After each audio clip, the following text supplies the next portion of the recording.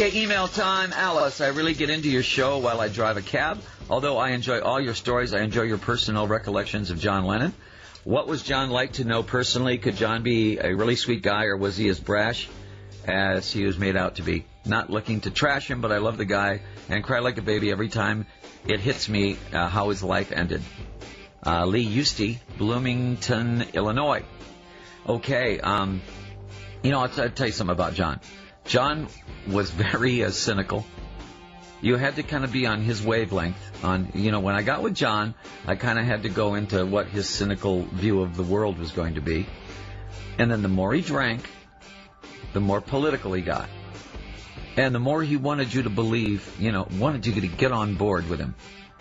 Come on, Alice, if we all got together and just went to the White House, every rock and roller, and we went to and I go, that's a good idea, John.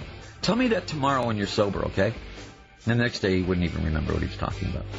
But he was great. He was a very funny guy. He had a very funny sense of humor. And no matter what anybody says, he loved Paul McCartney. I think him and Paul had a real thing about being a little bit jealous of each other, but they were like attached at the hip. And anytime you talk to Paul about John, definite respect. And no matter how many things they said about each other, believe me, John loved Paul. Not in a Brokeback Mountain kind of way, but they were like the most prolific songwriters of all time. Okay, let's listen to a song that is my favorite John Lennon